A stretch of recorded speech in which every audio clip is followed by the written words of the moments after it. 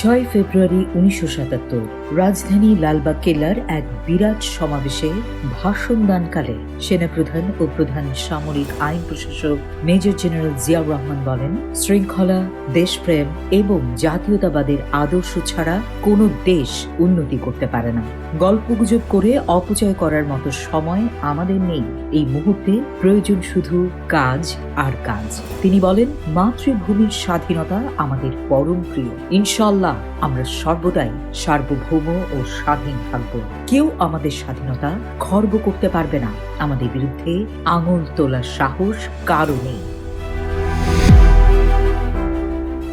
6 ফেব্রুয়ারি 1977 গুলশানে কেন্দ্রীয় কচিকাঁচার মেলার প্রশিক্ষণ শিবিরের সমাপনী অধিবেশন দেওয়া ভাষণে সেনাপ্রধান ও প্রধান সামরিক আইন প্রশাসক মেজর জেনারেল জিয়াউর রহমান বলেন, দেশকে উন্নত করতে হলে শিশুদের শারীরিক ও মানসিক দিক দিয়ে সুষ্ঠুভাবে গড়ে তুলতে হবে।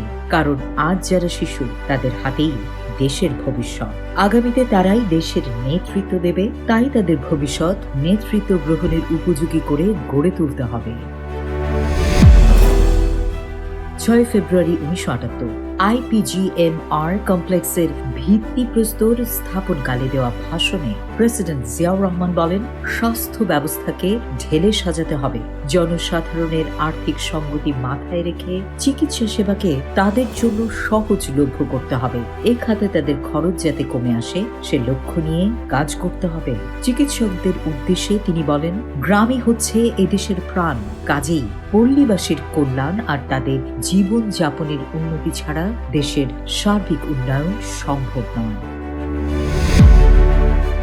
6 ফেব্রুয়ারি 1981 বুড়িগঙ্গা সেতুর ভিত্তিপ্রস্তর স্থাপন উপলক্ষে বাবুবাজারে আয়োজিত এক সমাবেশে প্রেসিডেন্ট জিয়াউর রহমান বলেন, এই সেতু নির্মাণ শেষ হলে বুড়িগঙ্গার অপর পারেও রাজধানী নগরীর বিস্তৃতি ঘটবে। তিনি বলেন, আমি মনে করি বুড়িগঙ্গার দুই তীরে যাতায়াত সহজ করার জন্য একটি সেতুই যথেষ্ট হবে না। এই এলাকায় ভবিষ্যতে একাধিক সেতু নির্মাণ করা হবে।